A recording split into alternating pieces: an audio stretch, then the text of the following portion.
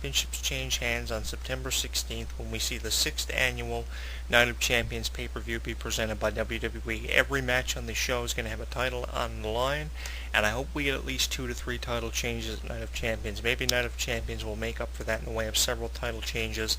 On the one night of the year, you would expect at least 1 or 2 championships to change hands. Maybe with the fact that Night of Champions is getting close, they don't want to have titles change hands at SummerSlam. They want to save it for a pay-per-view like Night of Champions. So we're going to find out on the 16th of September who will walk out still champion and who will be crowned new champions on the one night of the year when you would expect several championships to change hands. The next major pay-per-view, of course, is Night of Champions on Sunday night, September 16th, where every championship, including the WWE and World Heavyweight Championships, will be defended. And right now, it looks like we're going to see John Cena versus CM Punk for the WWE Championship in John Cena's hometown. And it's interesting on SmackDown. I like how Alberto Del Rio, Sheamus, and now Randy Orton are feuding over the WWE's World Heavyweight Championship. The world title will be defended, it looks like, in a three-way match when Sheamus puts the title on the line for the first time ever against Alberto Del Rio and Randy Orton. It seems like Randy Orton's finally having something done substantial since WrestleMania 28 has lost to Kane. So I like how they're doing the thing they've been promoting on Canadian tours here on actual television now for a pay-per-view. Sheamus will defend the world title against Alberto Del Rio and Randy Orton, which seems to be the most interesting championship match out of the two championship scenarios that are happening on both brands. You have John Cena and CM Punk, something we've seen before on numerous times. But we've never seen Sheamus, Randy Orton, and Alberto Del Rio compete in the same match, in a match where the champion does not need to be pinned to lose his championship. The odds certainly aren't in the favor of the champion, and I believe that's what makes this championship match more interesting than John Cena versus CM Punk, because we know that the possibility of Cena winning the championship has never been greater, given the fact that it's in his hometown. But then you look back at WWE's track record of wrestlers competing for championships or in main events in their hometown. Usually they lose, especially here more recently. We saw CM Punk retain the title against Chris Jericho in Chicago at Extreme Rules, and that was a surprise to me. You would think that they would have had Chris Jericho win the championship because of the track record with WWE and superstars competing at pay-per-views in their hometown. You look back at the track record of superstars competing for titles in their hometown, and given the fact it's John Cena, the chances of CM Punk retaining the championship are kind of out there. But I'm kind of leaning towards John Cena to retain the championship over, or to win the championship rather, over CM Punk rather than CM Punk retaining. It seems like John Cena needs a championship. He hasn't been champion for a while. So Night of Champions could be the night when he finally knocks off CM Punk after cashing in his Money in the Bank contract to begin promoting a championship match between himself and CM Punk to headline a pay-per-view. Then it seems like the circumstances and the venue have never been more appropriate and more fitting than they are now, with John Cena facing CM Punk in John Cena's hometown of West Newbury, Massachusetts.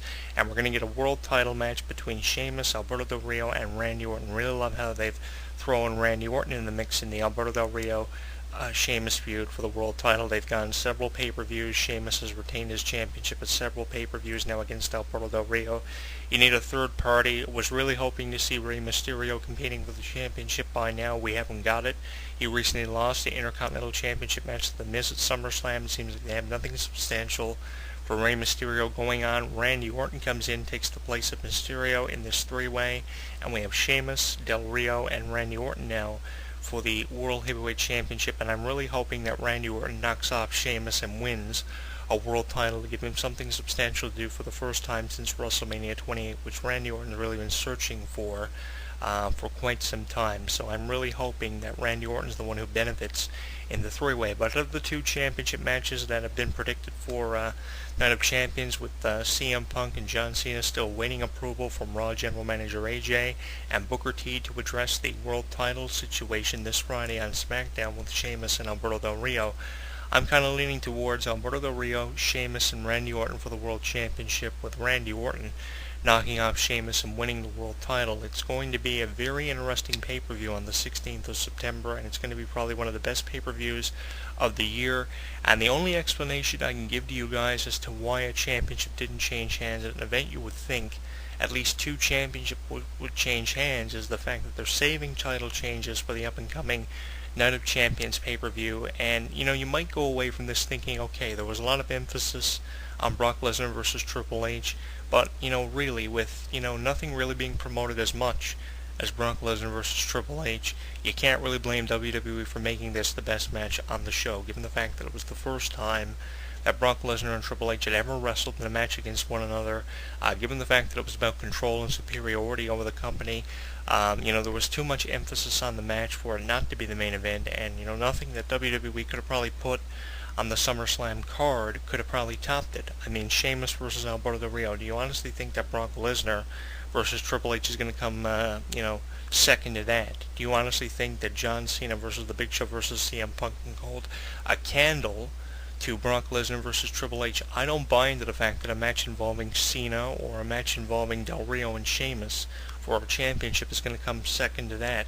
I honestly think that the Brock Lesnar versus Triple H match is probably the best match you could have had on the show, and really there was nothing else that could have topped it. And I also refuse to believe that this is the it for Brock Lesnar versus Triple H. Triple H has to be the guy to win the match, and if he isn't, then I'm going to find it very bizarre that Brock Lesnar was the guy that WWE allowed to get over, especially over a legend like Triple H. So, looking at the WWE calendar, we have Night of Champions coming up in September, and in October we have the Hell in a Cell pay-per-view, so that makes for an interesting next 2 months. And hopefully by October, before we get to Survivor Series, we'll have these questions that were left unanswered for SummerSlam answered for you. Will Triple H return? Is Triple H done? Will we see the return of The Undertaker? Will we see John Cena win the WWE Championship between now and the Royal Rumble to get one more match with The Rock, which is bound to happen either at the Royal Rumble or WrestleMania 29, with WrestleMania 29 seemingly being the more appropriate venue to have a John Cena versus Rock Part 2.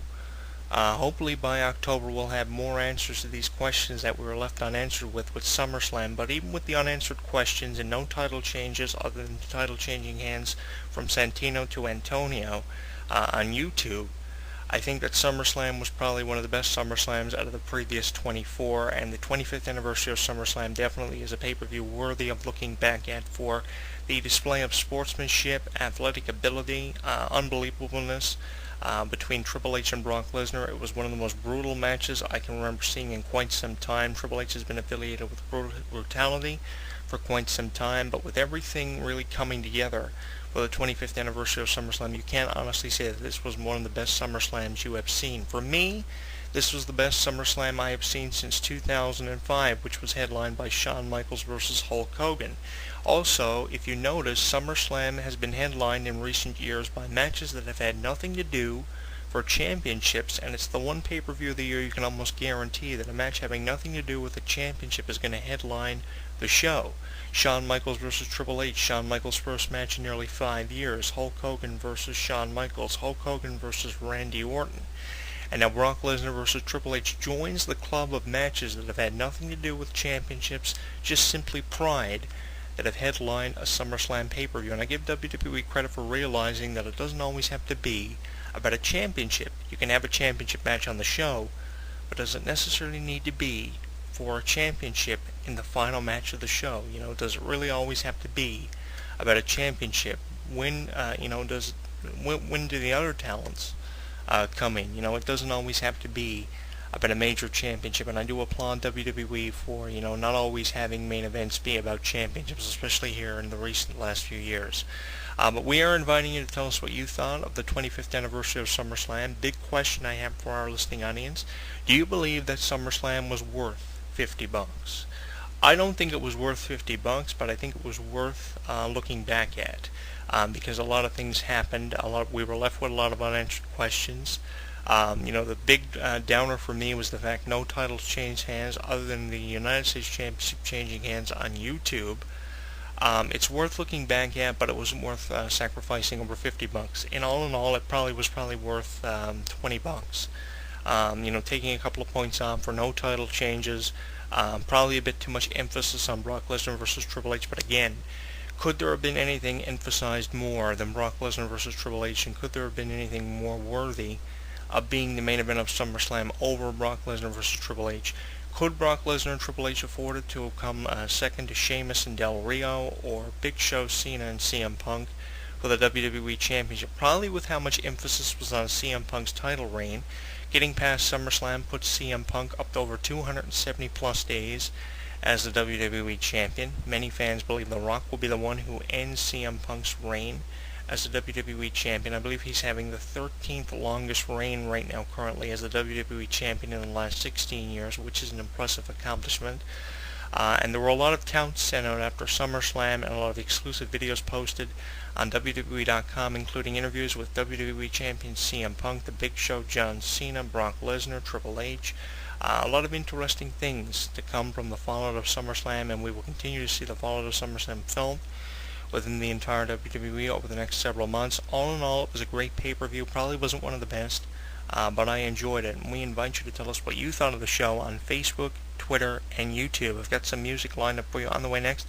Tiny Tampa and Written in the Stars. I will see you next week.